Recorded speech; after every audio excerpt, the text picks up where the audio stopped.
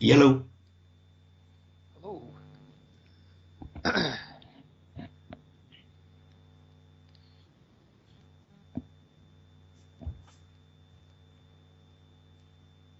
Is it just me and you, Jay?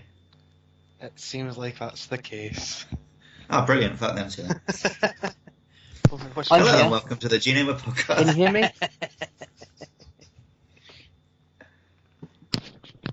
Hello? Hello? Hello. Can you hear me? Yeah, No. Nice. that's mass. Just waiting on Andy then. I think Andy's in. His name's flashing. Yeah, speak up, mate. Hooray! Hello. Hey. Hello. Yeah, no, my headset decided not to ignore my headset, and it was just coming out of my laptop, so that's why it's fucked for the first bit. But there we go. I've changed it now. Alright, sounds like we're all going. Is it recording alright, Maz? It seems to be. It popped up that it's recording, so Yeah, same on my end, so we should be pretty good. yeah, it should be good, boy. Right. Could you not decide if he was a boy? I'm a good boy. Oh, 1 minute and 20 seconds in and Matt's already dropped an absolute... It's already fully shit in the bed.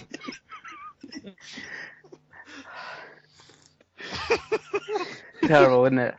I'm terrible. How's everyone doing? Real good? Yeah, we're good. I was. Yes. Oh, yeah, all good. Right, yeah. Everything's good. Right, should we hang up and call like we normally do, or should I just launch into it? Just launch into it. Just Edit. look into Think it. that again, because this is just madness. But Just launch into it, Luke. Right, okay. Be a good boy and launch into it. Well, I've got one and I was about to do it, and then you said launch into it. I think we're going to launch into it. fuck's sake, everyone keeps dying because of you. Wait, what? People are you killing people? Mario, Luigi, and Paper Mario. Right. So this time I'm going to say that I'm going to go, and then don't like tell me to go after I've said I'm going to go. Okay? Okay. I'm gonna burst out laughing. I'm sorry. I'll hold it together. What So I've got a really dumb opening plan as well, so you've got to hold it together. I'm going on mute. Goodbye, everyone. Oh, okay. I'll do my best. There has been an awakening. Have you felt it? In my pants. And in the pants of Chris Massoff Pengilly. Say hello, Chris. Hello. And in the pants of James J. Moyles. Say hello, James. How are you doing today? But unfortunately, it never wakes up in the pants of Andrew Andy Man Rice. Say hello, Andy. I definitely feel like that was the joke that should have been saved for mass, but hello. It's just because the order I did you in, Soz. Hello, and welcome to the GNamer Podcast. Today we will be talking about the year that was, 2015. A fantastic year for video games. A terrible year for living in the UK, where we discovered that the man we elected as Prime Minister was so desperate to get into a special rich boys club that he fucked a dead pig's head. The games were alright, weren't they? Oh, yeah, bloody excellent. Yeah. You talk about some. Let's. Yes, let's. So, without much further ado, do you want to tell us what your number 5 best game of 2015 was, Andy? Not particularly, no. Okay. Well, it's good talking to you, lads. I'm off to bed. Thanks for listening. It was a good podcast. Well, I'm not very happy with You can myself. rest assured there were good games, so... That's all you need to know. That was a public service announcement from GNamer here. But yeah, anyway, I'm not very happy with my top 5, so I'm probably going to regret this from the second it leaves my mouth. But here we go. Number 5, Monster Hunter 4 Ultimate. Anyone got that? Oh, fuck off, that's too low. Well, I'll wait to discuss it later then, I guess. Chris, what was your number 5 game of the year? My number 5 game was Everybody's Gone to the Rapture. Has anyone else got that? No.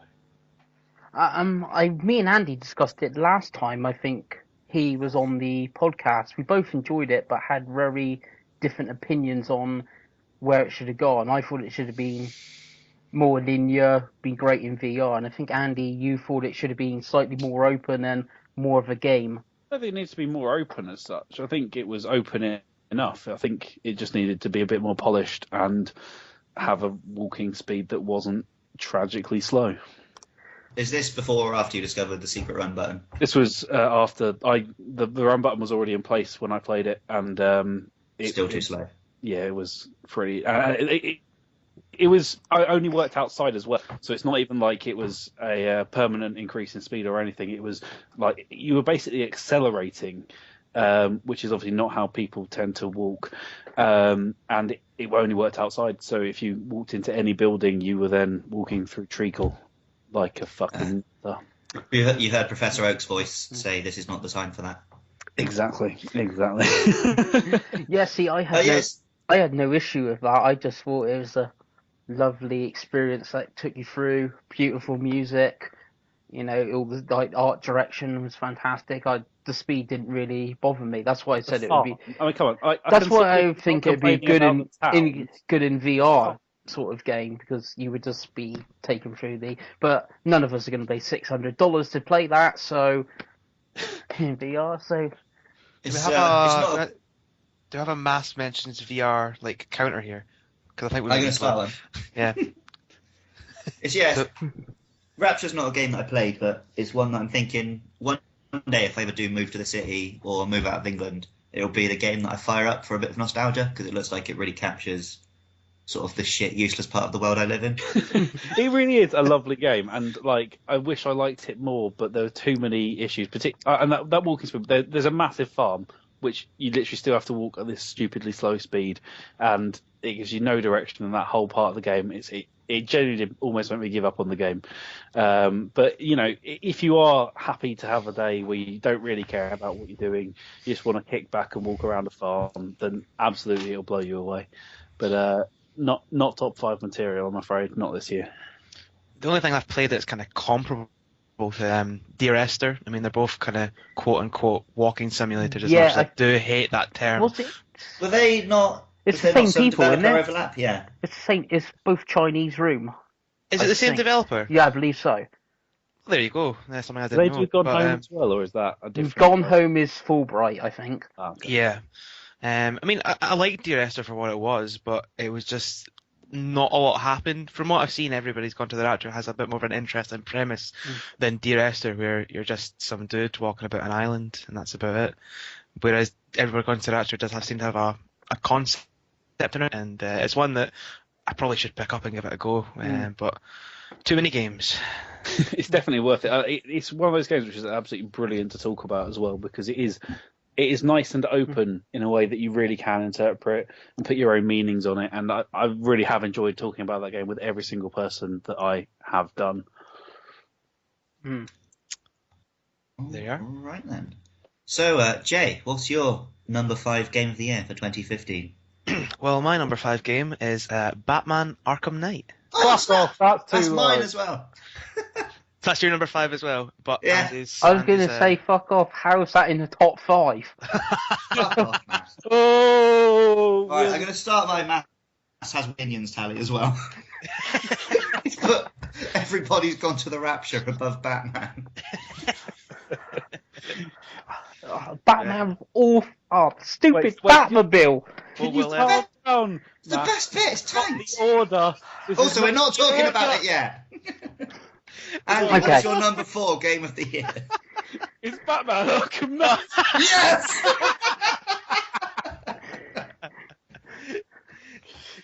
Fabulous. Where's Jim Sterling when I need him?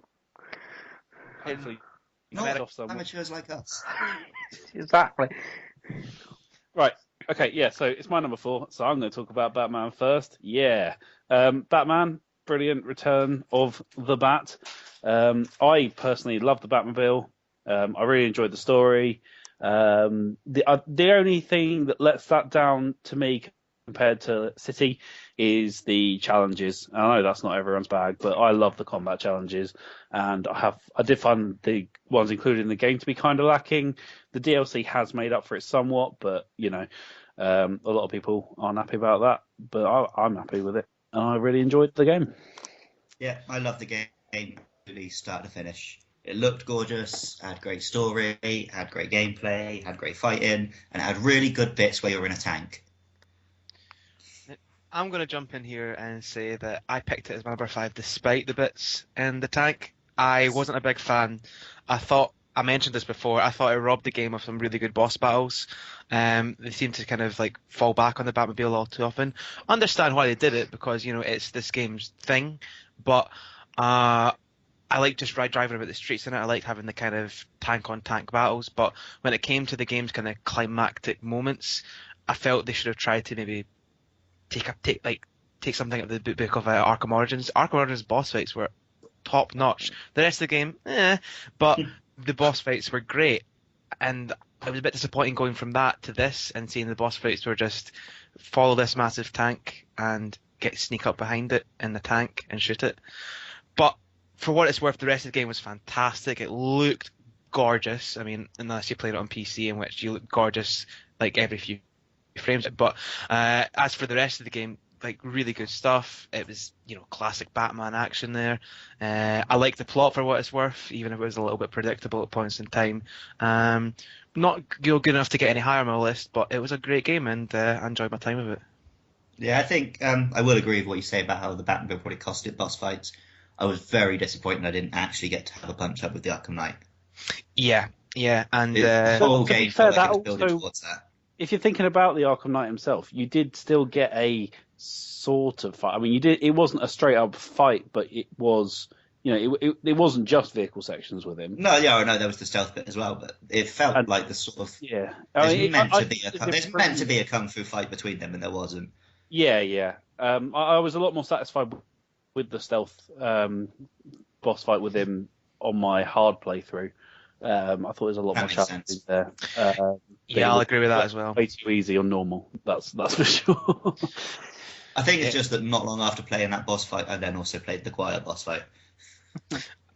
Yeah. This is how you actually make games. That I don't think there were many amazing bosses. I did like the tank bosses that we had, and I think the ones with the sneaky tank. Everyone's like, tank stealth bits. I thought they were really good. Oh, definitely. Very tense. I liked it the first time it came around, but it happened, I'm sure, at least 3 times, and one of them robbed us of a brief spoiler left-stroke boss fight, which that was like one of the highlights of Arkham Origins. That was the best bit of Origins, I think. Yeah. And like they almost set up for it as well, because you fight him in the tank, he beats him, and he's starting to crawl out the tank. You're like, all right, here we go, the main event. We've beat him in the tank. We're gonna get to fight him, and Batman just punches him out in one hit. And I was like, well, that's funny and all, but I did want to actually play that bit. Yeah. But I think there are also some extra good ones. Like you did have the Riddler. I think was a bit of a highlight this time around. I did like his side plot. I know that people don't collect the trophies to get it, but I was very satisfied with the ending. What I did was I didn't get all the trophies. I just let him lock himself underground in his robot. Yeah. And I thought if I was really Batman, I would just let him sit in that basement forever. That's the canon ending. I did exactly the same. The Riddler's locked himself underground and he can sit there. And he's left some Rubik's cubes around Gotham, which I'm sure are fine. They're a tourist attraction. I actually liked the Riddler boss fight as well when it did come around. I actually got the platinum trophy on that game, which is rare, because I don't often like putting a lot of time into that, but I did. I didn't do was kill the Riddlers in the end. Yeah, I mean, it's worth it for the boss fight. The boss fight's actually probably the best in the game, if I can think of any others. No, I would class that as the best boss fight in the game, so the reward's actually good this time around. It's just, there's too bloody many of them. See, I didn't find that this time. Like, I was quite daunted by City originally, but I found that Knights I picked up a lot more readily.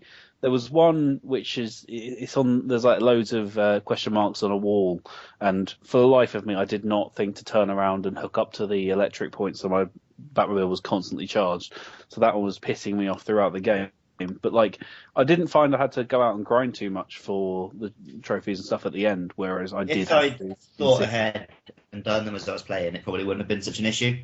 Yeah, I think I have built them into my routine a lot more, just because obviously this is my 4th Batman game at this point. I am keeping my eye out.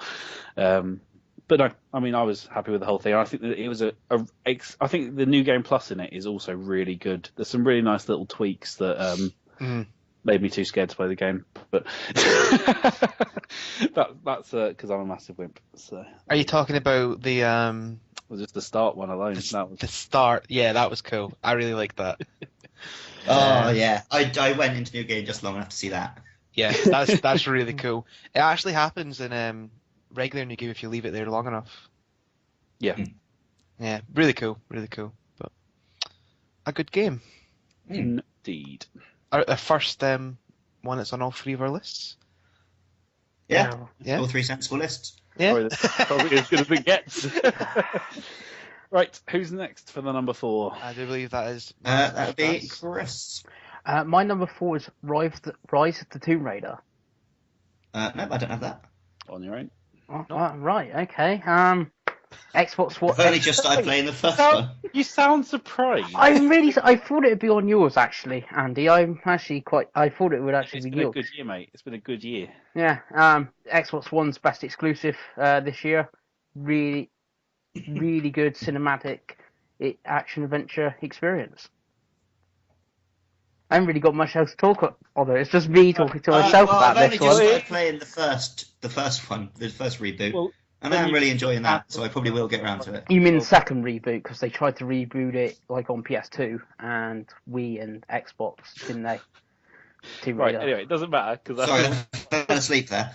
But yeah, no, it is a good game. It's just, it's more Tomb Raider. There really wasn't a moment in that game where I was like, oh, this is new, exciting. It was just Tomb Raider Part 2. And it was nice because, I wanted more Tomb Raider. I really enjoyed the first Yeah, but I mean, was that's happy. Uncharted fans, that's not going to be a problem. I like Uncharted, but I wouldn't put Tomb Raider in top 5. Like the story was, I think, kind of worse. I genuinely couldn't tell you. It wasn't the greatest story, but I liked the fact that the game had more side options and side quests and all that. yeah, more and actual tombs this time. But I don't think there were that many more tombs. I think that the puzzles were slightly better weaved. Yeah, into... how they interweave the tombs more, that you'd go through one to get to the other side, so it's not really a tomb, but they made it more puzzle based, like a proper Tomb Raider back in the day. I'm definitely interested in seeing where it goes next. It's just kind of a shame that we know that the next year is going to be about releasing it on PS4 instead of actually making any meaningful progress towards the next one. But there we go. It's a fun game. It's definitely a... What are you talking about? I thought it was an Xbox exclusive. Well, it comes out on PC. What? I believe. But no, we'll see what happens, won't we? We'll see what happens. Yeah. Right. Jay, what is your number 4 game of the year for 2015? My number 4 game of the year of 2015 is Fallout 4. Oh, really? Well, Fallout 4. Actually deliberated on this a little bit because I was considering putting it higher, but I decided in the end to shove it a wee bit lower down the list. I really like it. It's a huge improvement in some ways from the last generation Fallout games. Shooting is just worlds apart from what it was on in the 360. Like, I actually feel you can actually play it as a shooter now without having to rely on the like slow down time, pick your shots, RPG style combat. Gorgeous looking game as well. When it actually isn't having frame rate issues and so on and so forth, it actually looks quite nice for what it is. I quite like the story, even if some people didn't. It's more Fallout. I loved Fallout 3, and I really got into this again, like I did with Fallout 3, in terms of just crawling over the wasteland, poking into different different like areas, like dungeons, seeing what I could find. And I got a couple of nitpicks with it though. The dialogue is trash, just compared the Fallout 3 and Fallout New Vegas.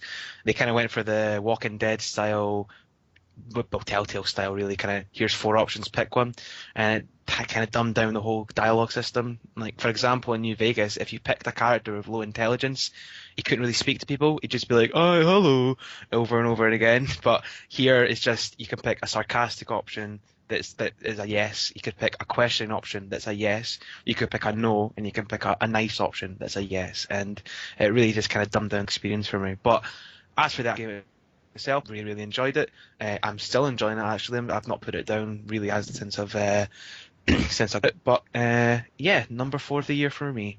You right, Andy? I did. I really did enjoy it, and it was on my list. And just realised, I don't think I actually did say anything about Monster Hunter for you, which was my number 5. Yeah, that's cool. my number 4. Oh yeah, of course, that's it. I forgot. Yeah, my bad. This is confusing, this new format. That makes more sense. I'm happy now. But yeah, that's what off, and I thought, oh, that wasn't going to get spoken about. That's probably one of the main reasons I was happy to prioritise that over Fallout. But they were joint on my list, and it was a hot choice, but Fallout fell off. Made the right choice. But no, I really enjoyed the game. I really enjoyed the story of it. I really enjoyed the factions, and I just found that the factions cut off a little early for my liking. I didn't feel like I played them against each other as much as I'd have liked. I did absolutely destroy one of the quests because I was friends with all the factions, and they all wanted me to go and fight with them, and it just made me pick a side. So everyone just started teaming up with me against everyone else, and it was an absolute mess. I'm interested. What one was that? Just so I can. It was one of the towns. It was like Railroad versus. Was it the one with the kind of big monument in it? Yeah, I think so. Yeah, another one. Yeah, another quest. That quest was thoroughly confused about me. But my biggest problem with it is I didn't find the side stuff as easy to get. I think it's because what they've done is they've made so many quests trigger whilst you're in random locations. Yeah. And I play the game, I will never go into those because I always assume someone will send me on a quest there later. So if I don't get sent on the quest there, I don't bother going in because I think, oh, well, I'll probably just have to retrace my steps later. See, conversely, I play the game just exploring every location I come across, saying, oh, I wonder what will be in here, and you usually find a good story. So it was a nice surprise once or twice when I went in and found like a whole quest line to actually accomplish in there, or like a really cool side quest to do. And it's one of the reasons I still really like this game, even though like all people haven't really rated it compared to the previous 2 Fallout games. It still feels like Fallout to me, even if the dialogue's been kind of butchered a little bit. It's still a great Fallout game. And yeah, I think the dialogue thing is just a sacrifice to go with the voice acting. Voice acting, yeah. And I appreciate that, and I do like the voice acting being there because it does make your character feel less like a camera on legs and more like an actual, love that actual little dude. thing they do when you're like skipping through the text and he goes, It's really nice to see that he's actually skipping through it. It's not. I don't know. It's a silly little thing, but it really was. Yep. Quite fun. Mm-hmm. To hear you talk about it, I really wish that I did like Fallout because it sounds right up my street, but the actual playing it I always find quite tedious. I think that you'll have a lot more fun with this one than you have ever had a chance to do. And if you ever get a chance to try it for cheap, like this one runs well, it's a lot more accessible. The difficulty I didn't actually have to turn down, which is normally the very first thing I do in a Bethesda game.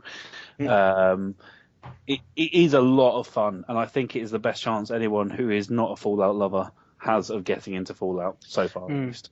I would agree with that assessment. I think the changes they made are the reason for that. Like the shooting in the last 2, the like New Vegas and Fallout 3, was quite clunky, and you did have to rely more on the kind of the VAT system, the RPG style system, whereas this you could easily play it as a first person shooter with some leveling up. See, I don't quite think you could. I do think that VATS is still pretty essential, but you could certainly get a lot further. I just found towards the end of the game I was pretty much needing VATS. But yeah. A good game.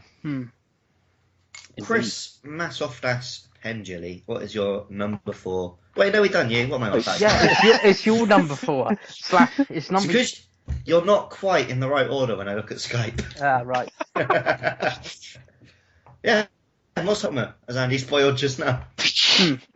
So you can talk about Monster Hunter now. Oh, what a game. What a bloody game. I mean, Monster Hunter's always been excellent, and now you can also jump on stuff, which is good. There's no swimming, which is good, and the multiplayer works on the 3DS, which is good, and there's a little bit more story and a little bit more character to it, which is really good. Did I miss anything? No, that sounds about it. I mean, apart from the fact you made 3DS sound like a good thing, which is my only gripe with the game, is that There's no Wii U version. Not on a console, because I would have played that game twice as much, and I already put an incredible amount into that on 3DS. But if it was on the Wii U, I'd have played it twice as much, because I can sit down and kick back and not have to worry about my damn console running out of power or sitting at awkward angles because the screen makes me go a bit funny. And I mean, it was nice for commutes when there was single player to play. That was good, but I exhausted that single player to a point where I needed to have leveled up more online because I have no good lightning resistant armor and one quest which has 3 lightning monsters. So, but no, it was fantastic. Everything I wanted, but not on the right console. I would have played it a lot more were it not for the grave incident. The grave incident? When I killed my 3DS and my copy of Monster Hunter 4 with gravy. Oh,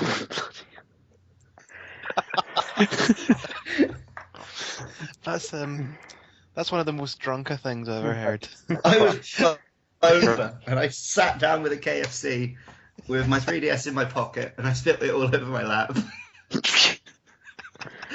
only just this happened like just before E3, and I'm finally getting my 3DS back from repairs next week.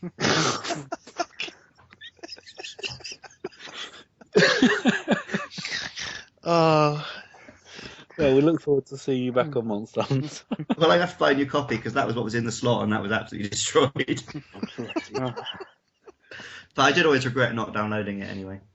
Well, so I got mine with my console because I upgraded to the Monster Hunter 3DS. So I got the new 3DS. So. The just the normal one, so I could change the faceplates. Right, moving on.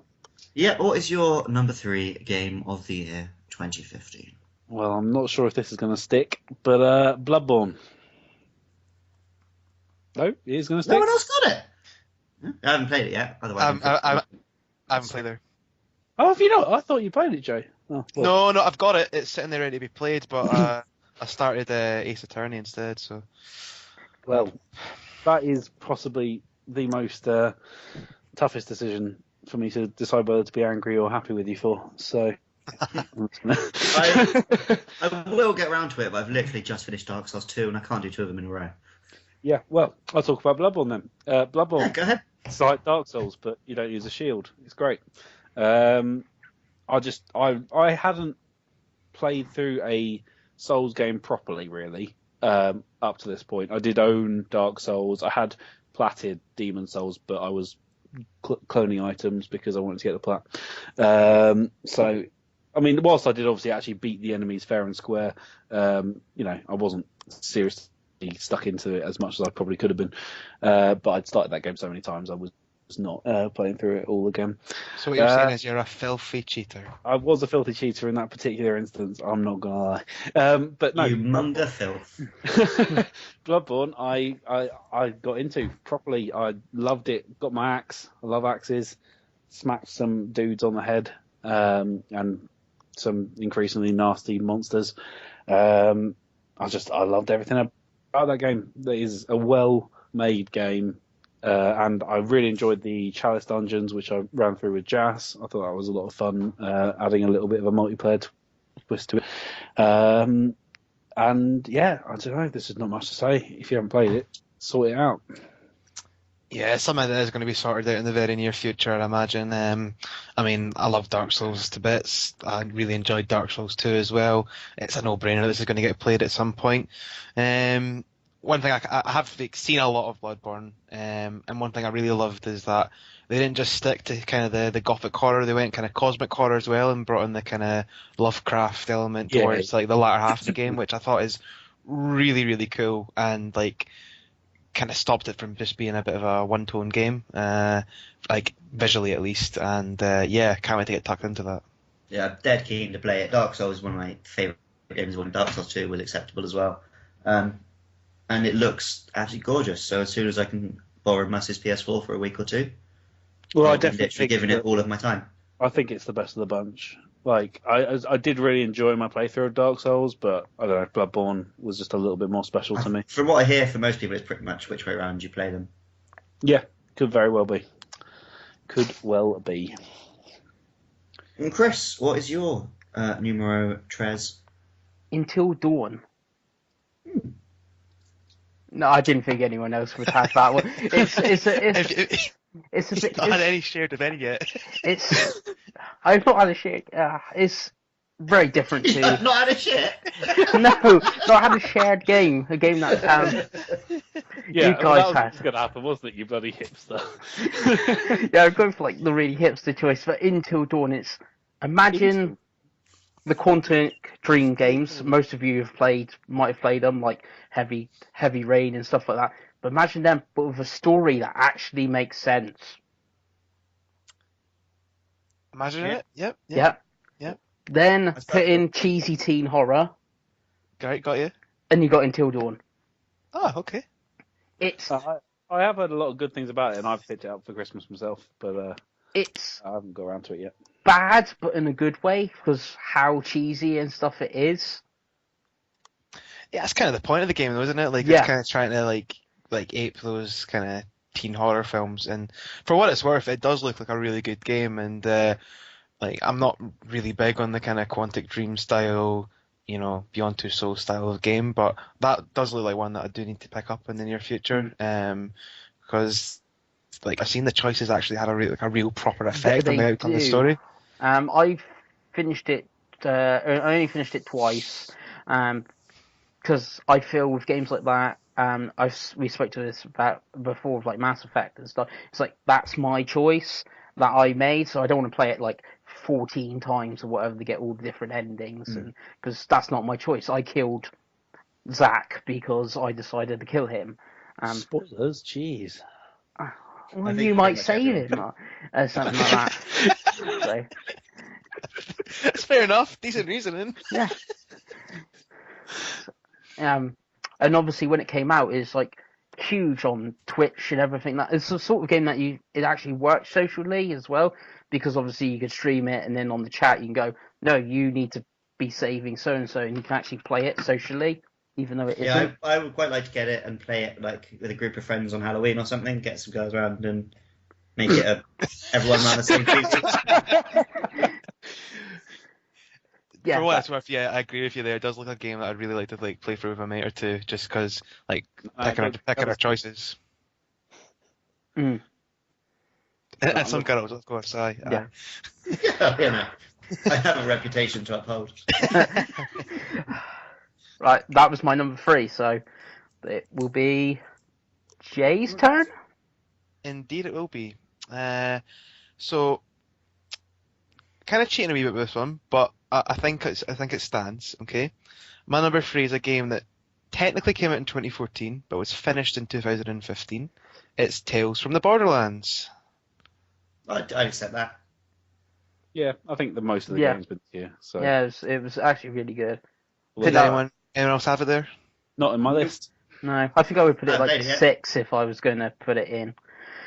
Yeah, I really, really liked it. It kind of almost surprised me with how good it was. I was playing it alongside Game of Thrones, and I've kind of already spoken about Game of Thrones, and I'm not a big fan of Telltale's Game of Thrones game, but Really? yeah, not the biggest fan there, Andy. But Never guessed.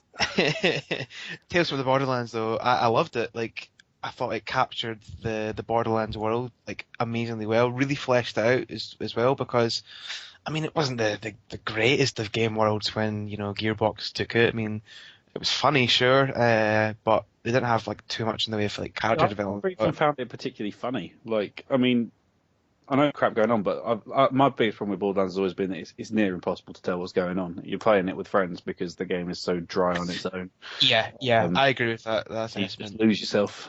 So But when Telltale came along, they like injected a lot of life into the world, and I actually, really cared about the characters, the main two, the two leads there. I thought like the kind of even the little touches they made, like the different like HUD you got when you played as each character, like the different little abilities there, and like the level of choice, like compared to Game of Thrones. Game of Thrones, like I've spoken about, how it kind of had like the illusion of choice, like you did make the choices, but they never really mattered, and that might be something they were going for there. But I didn't really like it as a game design choice.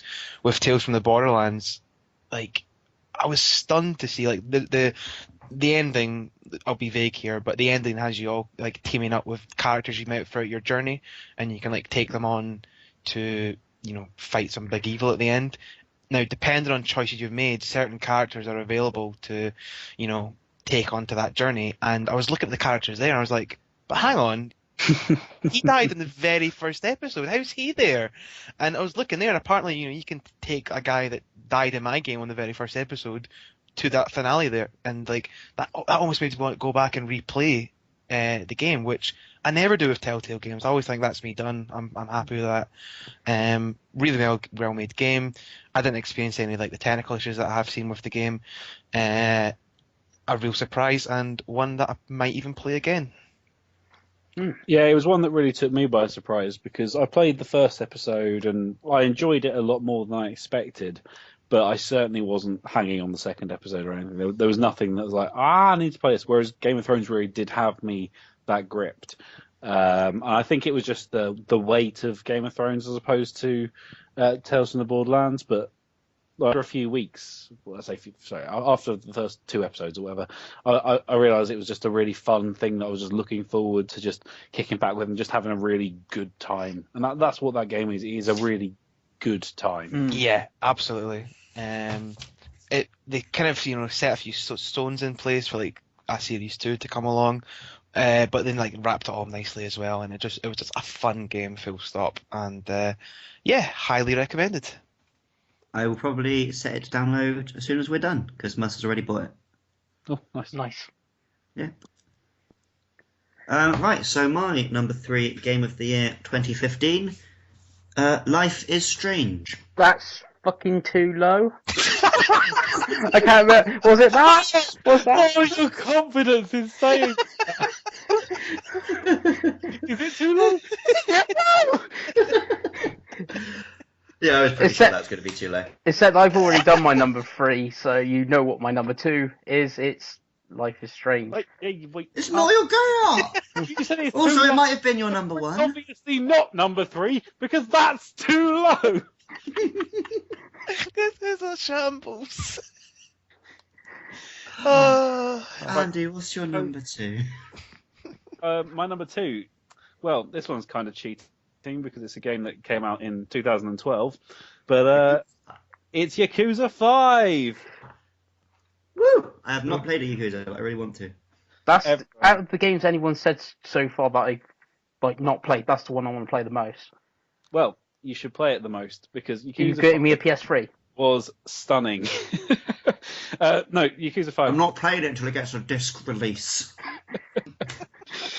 Like, I've enjoyed the Yakuza games since Yakuza 3, and I've always enjoyed them, but they've never really blown me out of the water as much as Yakuza 5 did. It took everything about 4 and blew it up 3 billion times. It's so massive. It's got so much to do, and every little side activity or whatever is so varied and so well made. Like, 1 minute you're driving a taxi, the next you're doing street races, the next you're beating up some dudes, the next you're playing with a crane machine, the next you're hunting or you're doing a dance battle. There is literally so much and so many genres. Can you buy little figures out of the little vending machine things? But the crane machines is where you get the figures from. Give me a second. What? But no, oh man, there's so much going on. Everyone needs to hop on that because it is amazing. Yeah, the BitSocket boys have got me absolutely sold on it. So as soon as I have a device I can get it going on, I will definitely be doing that. Do it. What genre is it? Because I was under the impression it was an RPG, but from what you've described it there, I don't have any clue what it actually is. It doesn't look like it fits any genre. It started off, I'd say, as the closest thing to like a successor to like Streets of Rage or some shit. Like, Oh, really? the combat is very Streets of Rage-ish. I can't compare it to Shenmue. I don't know anything about Shenmue, but that is the other thing that people compare it to. But as far as the actual going around beating up people, it's very Streets of Rage like, just 3D. And then you just got all the side activities which weren't as prominent in past releases. Like they've always had things like fishing and like the arcades in 3, but there's just so much more to them, and they're so much more fleshed out, and they've got these whole new side story systems that every character, there's 5 characters now, there used to only be 1, that every character has their whole like genre of game. So Kazuma drives a taxi for some bizarre reason. This big ex-Yakuza guy has run away and become a taxi driver, and that means that he's got to do like a few different types of taxi missions. So he can be like racing, or he can drive customers around, but you have to obey all like the traffic laws. So you get told off if you speed or go through a light or whatever, and then. Or he could just be being a life coach because he's just chatting to the guy in his taxi and giving him advice on life. It is absolutely insane. But yeah, it's impossible to put in a genre. RPG is the closest you can get, but it's just amazing. Yeah, even after you told me that, I've still no idea what it is. It sounds really interesting, to be fair, and I've heard you gushing about it, but I don't know like how I would jump into that. Would it be able to jump in right at Yakuza 5, or would I need to go back to the beginning? Or I've never played 1 and 2. They do, every entry has a video of everything that's happened in the last few games. So if you really want to get the background knowledge, you can.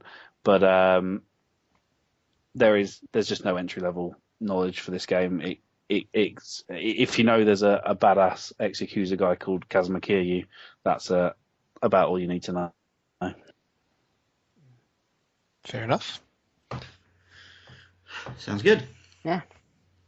Chris, I wonder what your number 2 game could be. It's Life is Strange. What? Yeah. Obviously you said it was yours. Was it number 3, Luke? Yeah. Yeah. Have neither of you played it then, Andy or James? I played it. Not, no. It's not top 5.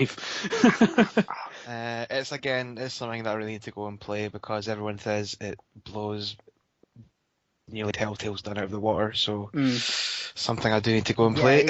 Most probably. Oh yeah, it splits its head open like in King Kong and pisses down its throat. Yeah, have to I agree. think that's a tad extreme. I think that Telltale does a very different thing. Yeah, but Telltale's games don't work. Like, yes, that is the biggest issue with Telltale's games. Yeah, Life is Strange is phenomenal. Really well told story, really interesting story about time travel, very nice characters, made me laugh, made me cry, and did interesting things with the decisions it made you make. And it used those decisions to build up a character in your head so that when you made the final decision, it was heart-wrenching. Well, you watched me play the final Yeah, I decision. turned on your stream like literally as you made the final decision. And you made it in about 2 seconds flat. And I immediately messaged you, you're a monster. Oh, well, I made my decision in 2 seconds flat as well, to be fair. I knew what I wanted. I also made the opposite decision to you two. Yeah, well, that's because you're a selfish bastard, aren't you? Yeah. But it's a very. Well, we've talked about the game on the podcast before, so we don't need to go into any actual details about the story itself. But I mean, yeah, it's a really nice experience. I think when I did talk to you about it, I felt a lot more at peace with the other ending than I had done in my head. In fact, with both endings, because I immediately hated it. And it probably was just an emotional hatred, but I've come to terms with it a lot more since then. But I've loved a lot of other games more this year.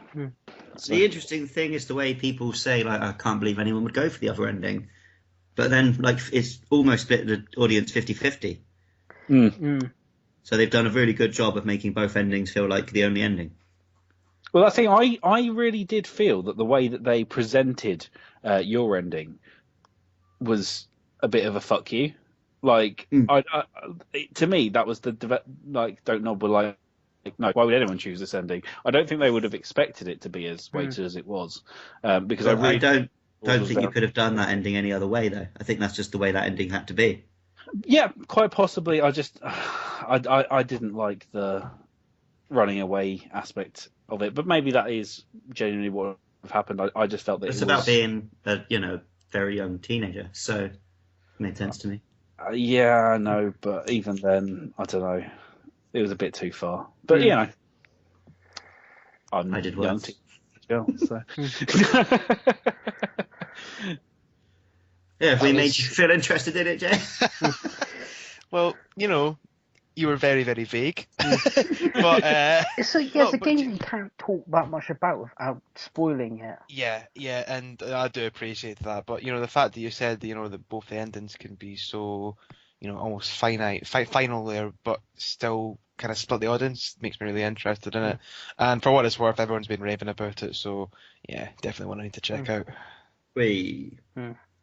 Excellent. So, Jay, what's your number 2 game of the year?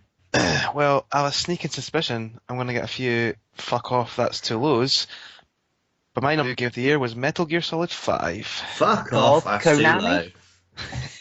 Fuck off, that's too high. Yeah, I figured that would be the case, so moving on. Yes, my number 2 game of the year 2015 was Splatoon. Whey! Well, Jasper's going to love you, so. Oh, it's absolute cracker of a game. Does that mean it is our highest rated Nintendo game? Yes. Yes. No, It's absolute badass. Matt's number one's going to be Yoshi's Woolly World, surely. Yeah. Yeah, with the Sonic skins. Yeah, absolutely love Splatoon. It's the most fun I've ever had with an online shooter, possibly any online game. It's beautiful, it's completely original, and it's Nintendo in a nutshell. And it's a well-deserved number 1 Wii U game. Yeah, I think so. But I mean, to be saying the number 1 Wii U game is the biggest accomplishment this year. But I mean, I've really enjoyed Splatoon myself. I've put a lot more hours into it over time than I expect. I thought I'd sort of get a good few hours in when I first picked it up and then just lose my way with it. But I think the way that they have been eking out the content, and the fact it is a very easy game to just pick up and enjoy from time to time, it is a joy of a game. To me, I never get around to picking it up unless like I've had some really weird like pang, and I'll fire Jasper a message and say, "Oi, fancy playing Splatoon?" And he'll always say yes, of course. Why do I not get these messages? Because you're not around as much as Jazz. I'll send you messages if you would like, but Yes. generally, if I'm asking it, it'd probably be like Saturday evening or something. So. There is a small chance I'll get out getting smashed. Breaking my wrists. But no, Splatoon is good stuff. We have played with you anyway, so shut up. I I haven't tried playing it since I broke my wrist. I don't think I'll be able to because I use the motion controls. Oh dear. But no, it's fun. Just I need more time to play it. Yeah, it's I a don't, really I don't fun think game. it's the best multiplayer game ever, though. I mean, I think you're pushing it a little far there. There's I just more. said it's the one that I enjoy. Yeah. I think it's the best. All right. Okay. I'll let you I off. just, in terms of picking up and playing with strangers, I think there's other games that I enjoy more, but only if I'm playing with people I know. See, I'm quite the opposite. I don't like playing Splatoon just because they piss me off. I like it because I always win. Because it's basically me against children. That's a ringing endorsement, isn't it? Andy, what's your number 1 game of the year 2015? The number 1 game of the year 2015 is Witcher 3. Hey, I'm glad Right. we've got that represented. It had to be, because that game was astonishing. Has anyone actually played it? I started I've it. watched us play it. I have it waiting to be played. Sake! Take it away. Yeah, on you go. Sham. This is a sham, guys. Witcher 3 is the best game this year, full stop.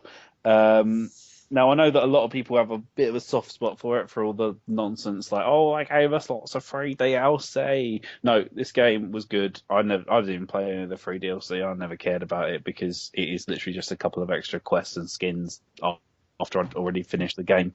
But no, this game blew me away. As the biggest hater of The Witcher 2, this game properly shocked me. Like I refused to believe it was going to be good right up until the day it came.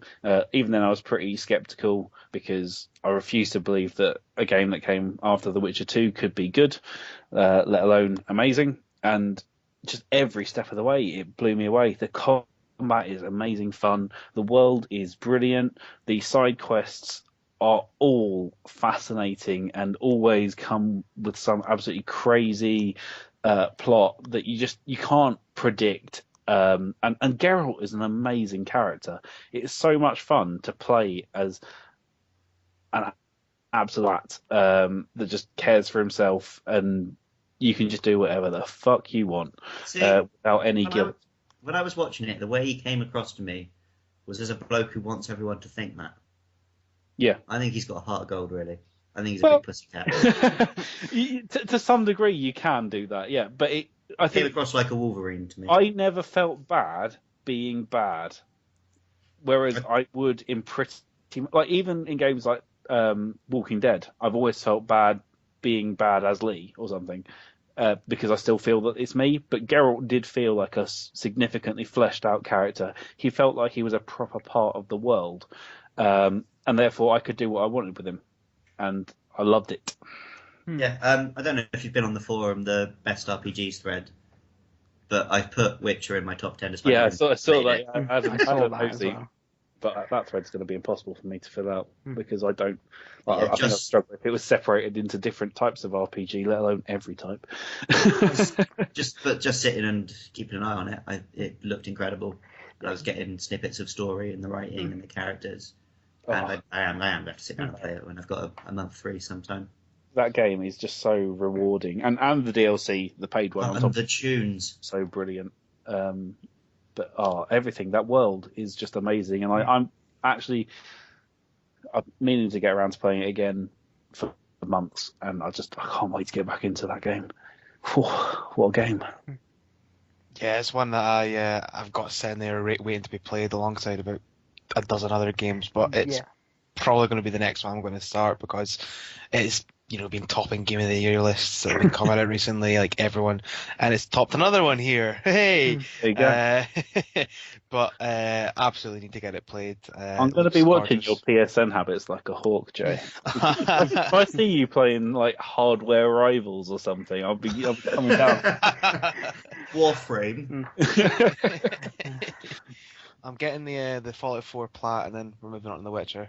All right. Yeah, I downloaded it in the sale. I started it. I'm about an hour into it, but I just decided to pick off other games before I start it properly. So go for it now, Matt. It's better than this other nonsense that you're going to be saying is number one. That's for sure. Well, me and Chris have got the same number one, so should we do ours or should we do Jay's first? Do Jay's first.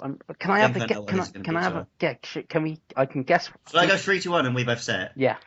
3, for what 2, minutes? 1. Undertale. You'd be correct. Yeah, Hey. my number one I left game it of off the my year. list because I knew you were going to say it. Number one game of the year is Undertale. Like Also Tales the from best game. Borderlands. Also the best game of all time, according to Game FAQs. Well, I think it's more just got a very vocal fan base and recency bias there, but in terms of the game itself, it's bloody brilliant. It was again kind of like Tales from the Borderlands came out of nowhere for me. I actually got a message from a mate there saying, I think you really should check this out. I think you'd really like it. So I was like, cool, let's have a look. It was only about £10 on Steam. That downloaded it, and I don't think I've been more enthralled with a game than I have in a very, very long time. It just is the perfect game for me. It's absolutely inspired by like Earthbound and Mother 3, which are like two of my most favourite games of all time. The writing is genuinely funny. The world is, really, really well fleshed out. The characters, I love them to bits. And not only that, it plays with like the concept of what it means to be an RPG. Like, it is so like meta about it that like I got into it too much, it'd be spoiling like the latter half of the game. But the fact that you can choose and live who dies throughout the game. Like you can save a character, you can kill a character, and that plays into like every single aspect of the game because as you're playing through, there's like a hidden file in the game's folder that updates. So even if you restart, the characters remember that you killed them. They'll make some reference to it saying this doesn't feel right. What did you do before, or something along those lines, and just things like that like properly stunned me. The combat itself, it's not like a traditional RPG. It's almost more like a bullet hell game where you can like dodge the enemy's bullets and then save them or kill them. And I'm now starting to gush, but I love this game, and you should play it if you haven't already. That's where my one issue with the game came from, was because I naturally played the pacifist route. Because I didn't want to kill anyone, I didn't, and that works fine right up until the last boss, where it suddenly becomes borderline unplayable if you've not killed anyone up to that point, because you have to fight him, and you'll just have to do the most ridiculous bullet hell with like a one-hit kill, heart, and like 3 power-ups, and it's a bit of a beast. Yeah, I mean, I get what you're saying there. Like, the last boss was bloody difficult on the like the pacifist route, but I think it was meant to be. Like, you can't actually, brief spoilers, but you can't actually save the last boss there. Like, no, I know. In the first playthrough, which I didn't realise. In the first playthrough, so that kind of, I think it's more of a story. It's more of a making a comment that you can't. It is difficult to be a pacifist in a violent world, but yeah, it was still a bugger to actually sit down and play it. Yeah, no, and it was a grind for me too, and I did get frustrated at a bit, but the reward you get of like doing the actual kind of true, proper, real ending there, it's just unbelievable. Like, I've not been so moved by a game in a long time, and just top-notch stuff. And the developer is supposedly starting work on a sequel to it. He's been teasing about it on Twitter, so getting hyped for that, absolutely. So, just to go on a brief tangent, has anyone else seen Pony Island? I've heard of it today, but I only heard of it today. I've heard Video of it. Gamer and Jim Sterling both played it today. Yeah, I've got Jim Sterling's video. Looks super interesting. Have a look at it. I'll give it a watch. It's one of these. I'm sort of worried that I've seen everything now that I've seen that. But there might be loads yet to discover, so I might give it a download if it's not too expensive. I mean, if we can go back to Undertale, and I can be super depressing. You didn't like it. I saw you post on Twitter. I bounced right off of that game. I've played 3-4 hours of that game, and I was bored out of my mind. Like, I don't know if it's because I was also doing naturally just the pacifist route, but I didn't find it funny, interesting. I just found it to be a slog. I was just walking onwards, getting attacked by a pointless enemy, and then walking further onwards. Like, I don't know if I had to wait till I get this breakthrough that everyone's been going on about. I don't know if it's a case of the game has been overhyped because everyone's been going on about it. But I've found the game to be the biggest slog. Well, more of a slog than walking through the damn farm and everybody's gone to the round. At least that was pretty, I think it has been overhyped to an extent. Like, it's by no means the greatest game of all time, as beat Ocarina of Time. But it's like any great game like Portal. It was great until it got fans and they ruined it. Yeah. Portal's a fun game. I just couldn't find Undertale fun. Like, I'd argue there is a kind of a breakthrough moment. Like, the game was just merely great up until I did the kind of true ending there, and then it became unbelievable. And I actually went through and did the ending where you kill everyone. Shit, really? Yeah. And I hated myself. Absolutely hated myself. I've watched it online because I couldn't bring myself to do it. Yeah, and that's one thing as well. When you when you go and do the ending where you kill every one of these characters that you've met throughout your journey, and they're really great characters, you feel so much of a dick to the point when it gets to the final boss fight. Like it's so hard to actually go through with it because you're like, Well, you I are love literally the villain of that story. In that you are, and like even the I think the developer knew that people wouldn't go through with it, and they actually put a reference into it in the games, like the kill everyone endings, like dialogue. One of the characters mentioned it, saying, "Oh, I've been watching you go through your journey, killing all your friends there. How could you? I bet there's even someone else watching you right now doing it. Kind of references people watching it on YouTube, which is just really, really cool. The developer had the foresight to pop that in. But in terms of what Andy's saying, I think it has been, overhyped in that sense. But I loved it to bits, mainly because it felt like an Earthbound game, a Mother game, and I love that series so much, and it's like sense of humor. So yeah, it struck a chord with me. Loved it to bits. Right. So, my number one game of the year 2015. Mass of Nass's number one game of the year 2015. Was it your number two, Jay? It was my number two. Yeah. So the true game of the year then. I think we can safely agree on that. Yeah. Metal Gear Solid 5, The Phantom Pain. What a game.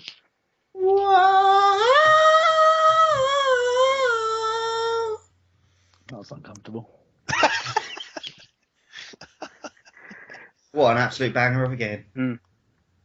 Yeah. Again, the Metal Gear Solid 5 was very close actually to pipping out Undertale on my list. But it was kind of a culmination of a good few months journey. Like I actually played through the entire Metal Gear Solid series this year, and culminating in Metal Gear Solid 5. What a great video game there. Really just kind of revolutionized how it was to play a Metal Gear game. Like the controls were tightened up beyond belief. It was a dream to kind of play through, and you felt like you were Big Boss there. Killing out, like invading like different outposts, making a Metal Gear open world as well. Shouldn't have worked, but it really did. Each encounter on the map felt important. It felt like a mini Metal Gear mission.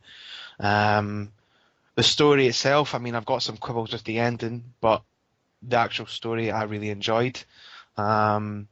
It was just a fantastic video game, and if it is the last Metal Gear game, then Konami's already confirmed that they're working on a new. Yeah, but it's not going to be. If it's the last real Metal Gear game, then it is, a worthy farewell to the series. We do know one thing about Kojima's game: the artist that they took that does the robots is going to be in it. It's got mechs in it, so. That's... There was not a single second of playing Metal Gear Solid 5 that wasn't great for me. The gameplay is just the best. The story was great, the characters were great, and the fact that people are so annoyed about the cut content just shows how good what was there was, as far as I'm concerned. The game would undoubtedly be number one on my list if that cut mission would be in there, because if that mission had been in there and the story had been told a little bit better in the second half, there wouldn't be any question. It'd be number one. Might have scraped number 5 then for me. But no, that's not just a comment about Metal Gear. I am genuinely enthralled with 5 games on my list, and I don't think that Metal Gear came close enough to touching it. The gameplay is really fun and really enjoyable, but it is very Far Cry. And I know that it's the game Far Cry wishes it was, but it's still not. I don't think it's that much, but I didn't find it significantly better than Far Cry in terms games of wish they were good as Metal Gear. Games wish they could script a level as good as one of Metal Gear 5's emergent moments. I'd agree with that. I did find it very fun. I just the story did ruin it a lot for me, and that is always going to be a massive downer in my eyes because of it. And it is a good game, but it's nowhere near the quality of my 5 as far as I'm concerned. You mean you didn't love Wolbachia?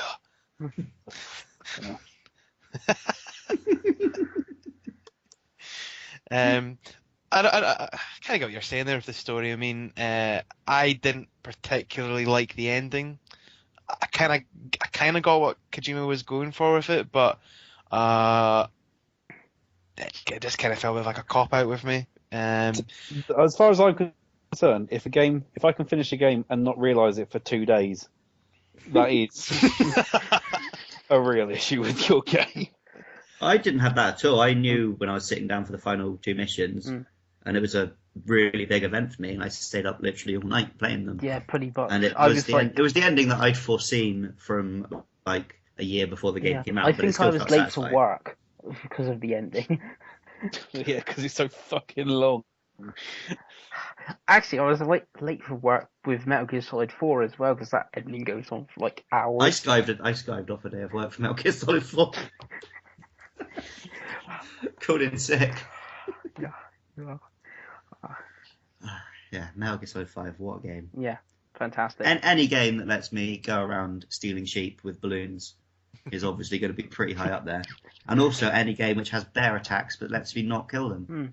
I was just about to bring that up there. You can track the bear and keep them on your fortress. Yeah.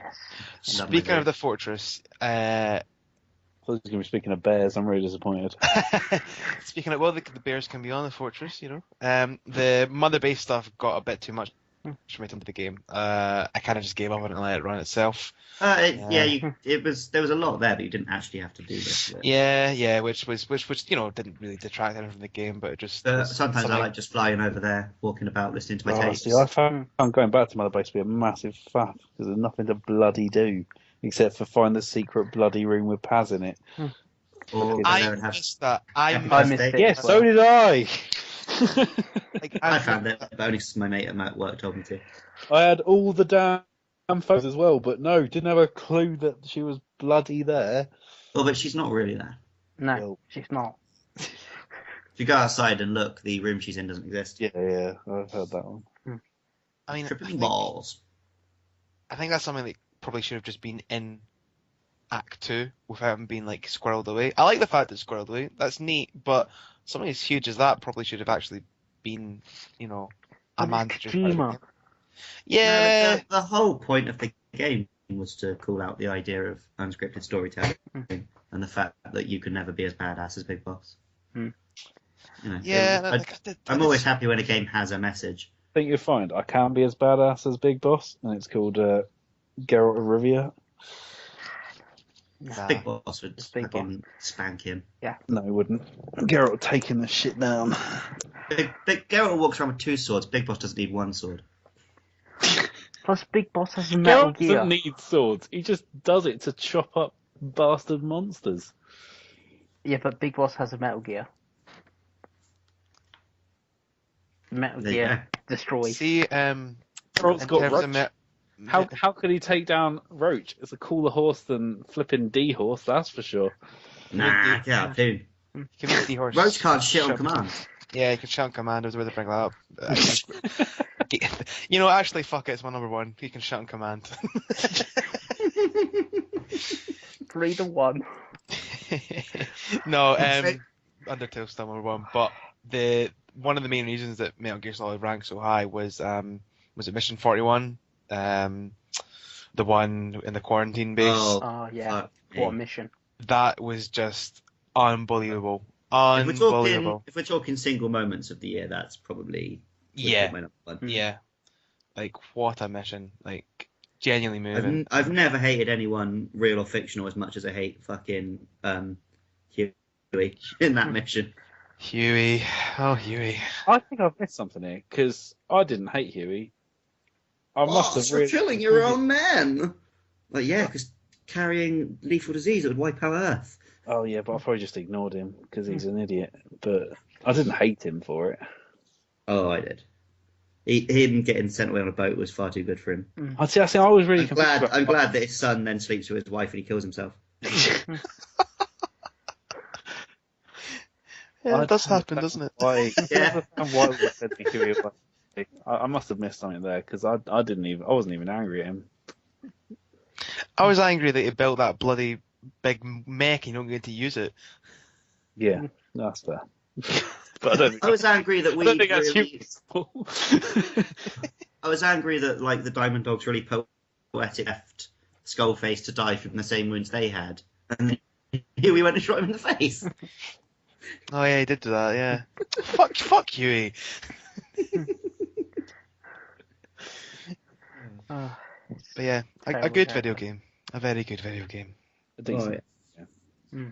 Oh, did anyone else on the mission where you fight the Human Torch find the tape playing the PT tape? No. Not Yeah, seen, I've you seen walk the Easter out. egg. I was too busy trying to fucking capture him. I spent hours. Easy, you just shotgun him into the water. No, capture him. Not Oh, catch. you literally can't kill him. No, whatever. But I wanted to trying to trank him. evacuate him, and I was spending fucking ages putting all the water on him on the damn map, blowing the water tower up, shooting the damn pumps, calling in a water gut pistol, fucking everything. And You can't blame the game for you being an idiot. No, the game lets me kidnap him, and then the stupid little prick comes and stops him being captured. You can fucking fault him halfway. I don't know if you got the portal, if that means you can get him, but I didn't know about the portal at the time, so I don't know if that is a thing. Nah, But you still think the game gives you Psychomantis the would full stop range him. of options to capture him, except for doing anything about stupid psychic twat face. One of the best villains in Metal Gear Solid 1. Yeah, but not in this. No. No. He was just more of an annoyance in this. Mm. Very fucking annoying. Also, his gimp outfit looks even weirder on a child. Mm. Also, he was fucking ginger. Yeah, fuck gingers. And on that note... Terrible. Before we wrap up, does anyone have any honourable mentions? They're annoyed didn't turn up. Honourable mentions. Well, I mean, the whole Metal Gear Solid series, I played it this year. I mean, I know it didn't come out this year, but That's gonna win, mate. That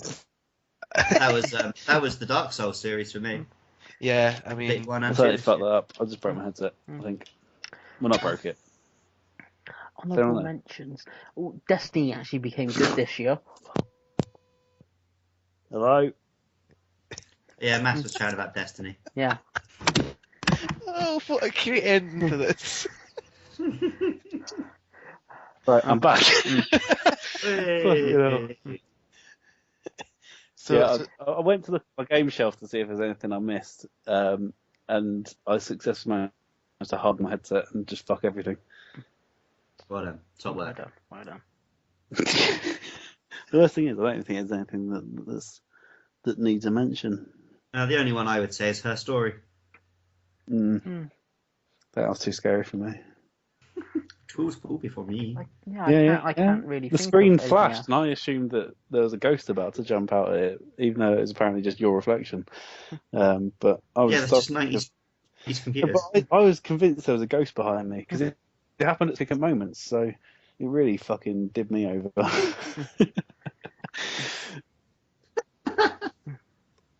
Oh, that's true. And I'm sure we should mention Xenoblade, but none of us have played it yet. Actually, no, you've played it, haven't you, Andy? I played a fair chunk of it. It's just a massive pile of shit. There's just nothing with. No. I'm sure it's fine if you. Balladeer's glad he missed this now. No, honestly, Xenoblade is the biggest disappointment of the year. Because No, that was Halo 5. no, Halo 5 was a banger. there you go. So even the second worst Halo. It doesn't What's- work. This is not the what's- point. We're talking about Xenoblade right now. What's the worst Halo? You know what the worst Halo is? All of them. They're shit. The Bungie Right. ones. That's all. That's all anyone needs to play. Bungie Halos. Forget about all the rest. Just play Bungie Halos. Halo Wars is the only good Halo. Oh, Halo Wars is banger. There you go. The So- best Halo is Halo Spartan Assault on the iPhone. We're trying to talk about Xenoblade. Actually, I really enjoyed the demo. I had to get like my work phone fixed, and I was sitting there on the iPads, and that was a really fun game. I was really enjoying it. Right, yeah, fucking Xenoblade. yeah, no direction, no characters, no story. A world that everyone keeps talking about how pretty it is, but isn't that pretty. Do you think that's because it's on the That's Wii U? biggest disappointment in the world. It's not. Yeah, it is. If people go, oh, it's pretty because it's If on the Wii U. if I look at Witcher, I know I'm harking back to that again, but that is the most stunning game that you can get, and like that has the most beautiful skylines. And if you're going down the cliff, the world looks amazing. Xenoblade looks fuzzy, like it looks less impressive than the original Xenoblade. Like when I look at that, let's see. I was getting no, but that looked crisper. I was getting screenshots of Xenoblade earlier, and it does look really good. If you get the lighting and the angle and everything right, it can look great. But most of the time when you're looking at that game, it's just pixely. See, I've been watching some footage of it, and it looks really, really good. I get what people are saying about how it looks like. It does look like a really pretty game, and it's actually one game that's got me thinking, a Wii U might be a purchase I need to make. And you know, people have been gushing about it, so it's actually one I do actually want to play at some point.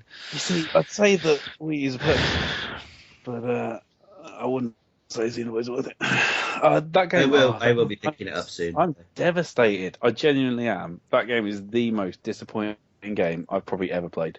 Like, ever. Like, I don't think I've ever been so disappointed. Ever? Ever. Like, I genuinely can't think of anything else that's disappointed me as much. In your life? Yeah.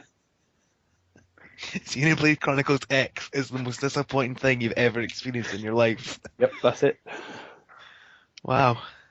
Everything else, it's lived up to hype way more. To be fair, not getting Xenoblade Chronicles X for Christmas is the biggest disappointment in my life. No.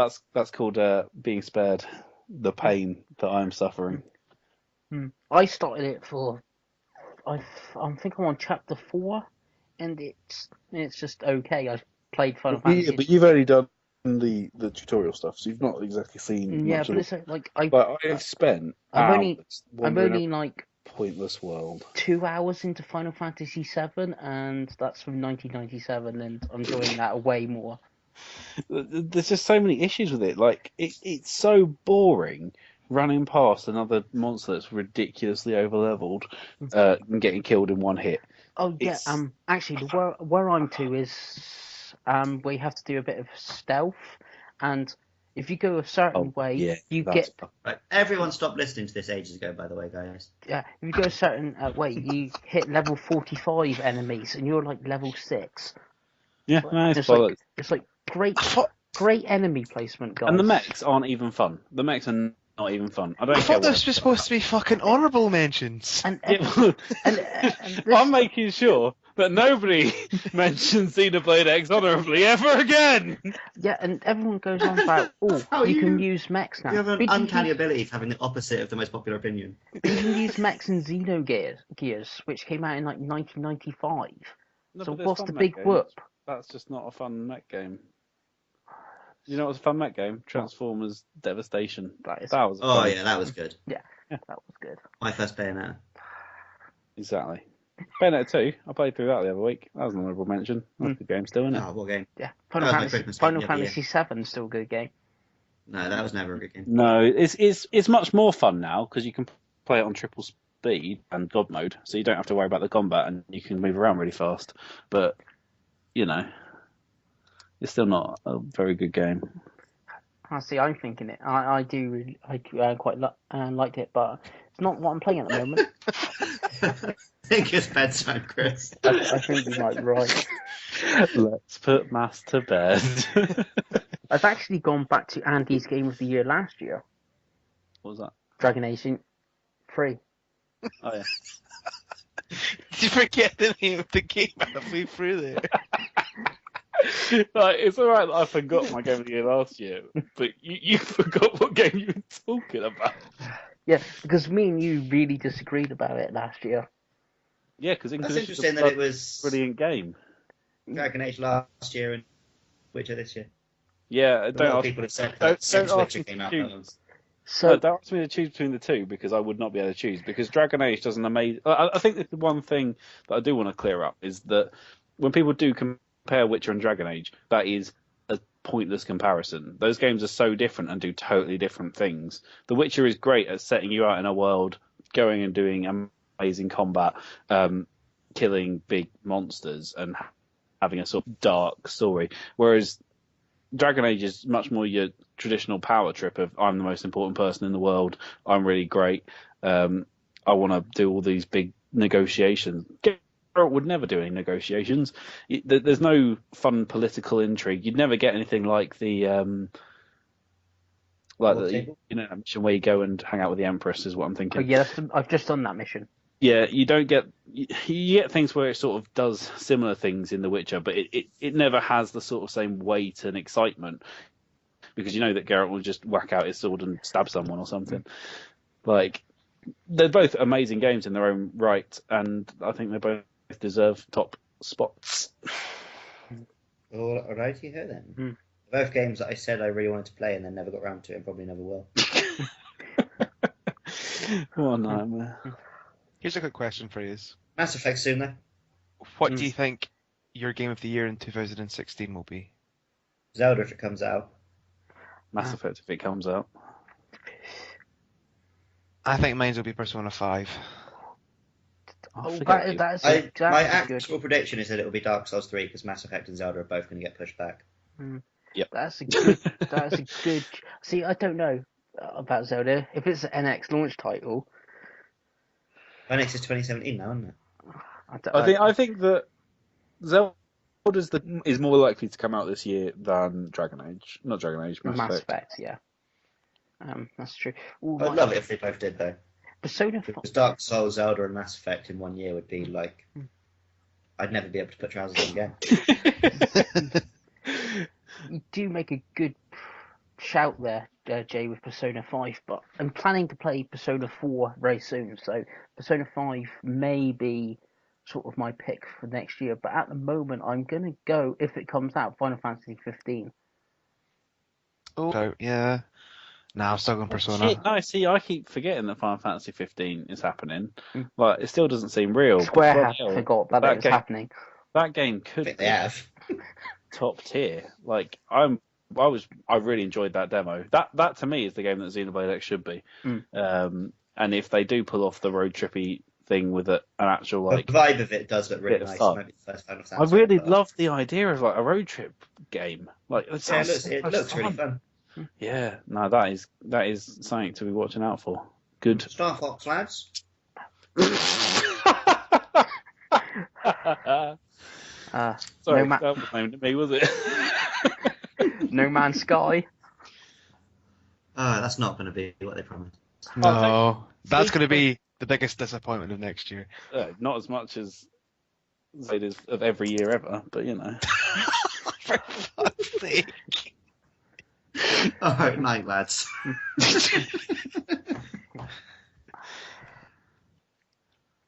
I've actually left it there. Right, Steins Gate. That was a good game from last year. What game? Steins Gate. Oh yeah. I know which game I'm on about. It was on the Vita. It was a bad game, but it was a good story. Yeah, right, cool. I think that's a random side note for you. Yeah, I think something random like Undertale could possibly be 2016. It's just come out of nowhere. What? You know, like Undertale, no one really heard of it. Just suddenly came out in 2015, like next year. Oh right, okay. I thought you meant Undertale's coming out next year. I was like, no, it's already out, mass. No, I was saying it's something like that. You know, like, oh, what's this indie game? And next minute it's someone's number one. Maybe, but Undertale shouldn't be because it's shite. Fuck you. Yeah. And on that note,